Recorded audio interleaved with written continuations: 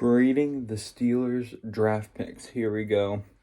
So overall, give up a summary. They had a nice offseason. They got Russell Wilson, Justin Fields, Patrick Queen, a linebacker. Very solid pick.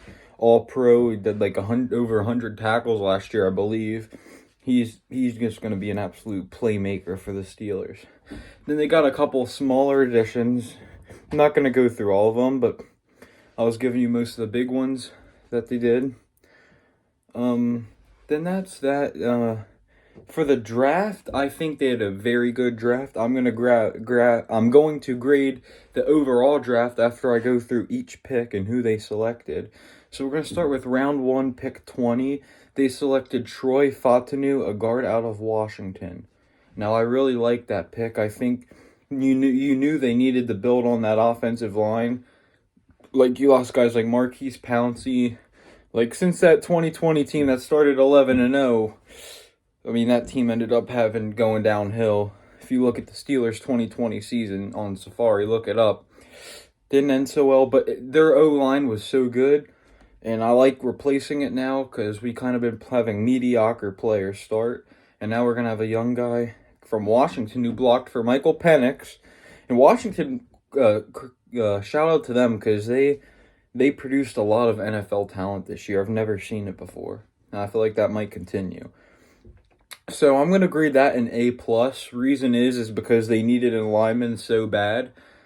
So that's my grade for that. And I'm gonna go to overall after I do each pick. Then they drafted with round 1 pick 50 or round 2 pick 52 or something, I think. Maybe 51, I forget. It was something in the 50s. But they drafted another offensive lineman from West Virginia, the center, Zach Frazier from West Virginia. This one I liked, but I didn't like as much because they had wide receiver Adonai Mitchell still on the board, who went one pick later, the Indianapolis Colts. He's from Texas. I really wanted the Steelers to get him, but they didn't, so I grade that pick a B+, not an A, because I don't think they needed to take him, because I think he probably would have slipped a little bit, or they could have found a way to trade up and still get him. But I still like the pick. They got 2 young linemen now, and remember they drafted Broderick Jones last year, so I think they're going to be pretty all right with their O-line now. And I mean, O-line I think is probably the most important position on that field, because you need to be able to have somebody blocking for your quarterback. Then round 1, pick 84. This was my by far favorite pick of the draft. Steelers selected Roman Wilson, a wide receiver out of Michigan. I really like this because with Deontay Johnson getting traded to Carolina and Smith-Schuster getting traded like the year before or 2 years before or whatever, and then you got Claypool leaving. Like, they needed a true number 2 receiver. Like, Allen Robinson was good, but he got cut now, and he was kind of just a rental guy, really. Like, the guy you'd have for a year. But I really like Roman Wilson. I think he's not a rental guy. He's your future star wide receiver. And he's going to learn from George Pickens. That's the exciting part. And he's also going to start. We're going to have another rookie starting at wide receiver, which I really like, because Pittsburgh doesn't take receivers often, I feel like. But I'm going to grade that pick. Don't call me biased, I'm saying A+ because, well, I'm going to say A-. A- because they needed a wide receiver and they got him. He fell that far. And I think he's going to make some teams regret it. But I also think I'm just saying A- because this is where they should have picked the lineman up, and they should have picked Adonai Mitchell up back then when they got Zach Frazier, but that's all right. So then that's that.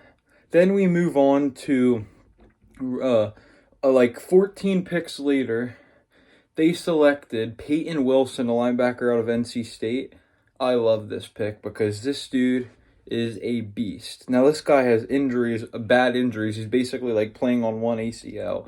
This guy is hurt, and I don't see any different with Pittsburgh. I kind of have a feeling, I don't want to jinx anything. I kind of have a feeling he might get hurt or something at practice where he can't play the rest of the year or any of the year, because that happened to defensive back Corey Trice when the Steelers selected him last year in the later rounds, and I have a feeling there's no different with this pick. But I do love this pick because I didn't think he would fall that far. Sorry, I'm watching the Sixers. Currently in Game 5, down 3-1 the Knicks. I'll make a YouTube video on that next. But I do like that pick. Linebacker Peyton Wilson. Compare him with, he gets to learn from Cole Holcomb and Orlando Roberts, Joey Porter. I mean, Joey Porter's defensive back, but Minkah Fitzpatrick still can learn from defensive players. You know what I think of it? I don't really care if you're learning from a veteran that's a defensive line and you're a corner, which he's not. He's a linebacker, but I think just to learn from any defensive player could be very beneficial. So I like that pick. So then later on day 3, they selected Logan Lee, a defensive lineman from Iowa. I don't like this pick a lot because their defensive line's pretty good, but they're getting younger and providing depth, so it's not a horrible pick. But there's definitely a couple other routes they could have went here. Like, I think they could have went the defensive back from Penn State, Daquan Hardy, because he's a really good punt returner. I feel like they need one, but I think that might be Calvin Austin's role for us next year. But I'm going to say a C-. I'm not real happy with that pick. So then we go their last pick. They drafted, I believe it was a defensive back. I forget his name. I think it was like Watts from Texas. I was hoping they would have gone defensive back before, so I'm going to say a B- on this. And then that concludes the 2024 NFL Draft for the Steelers. So now I'm really, really hoping we have a good year next year, because it's supposed to be pretty darn good. People are still saying that we're going to finish last, but I don't buy into any of that nonsense because we never do. I actually think we have a chance to win the division and maybe even win a playoff game. But that's the draft. Overall, I'm going to grade it a A-. Good draft for the Steelers.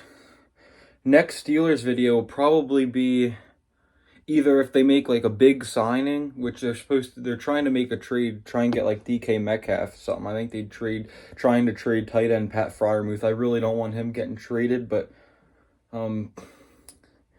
there's some options there. But yeah, likely I won't post about the Steelers until either the start of preseason, giving a preview of their team, or probably right before week 1, giving all my predictions and stuff. So it'll be months before that, but I'll still post about the Sixers and stuff, because they're halftime right now trailing 49-43 the Knicks. Oh man, I don't want to lose this series, but looks like we're gonna. I think we'll win this game, but it's gonna be tough. But next video will probably be Sixers off-season stuff. Unless the Sixers come back and win the series, then I almost have to make a video about it, but peace.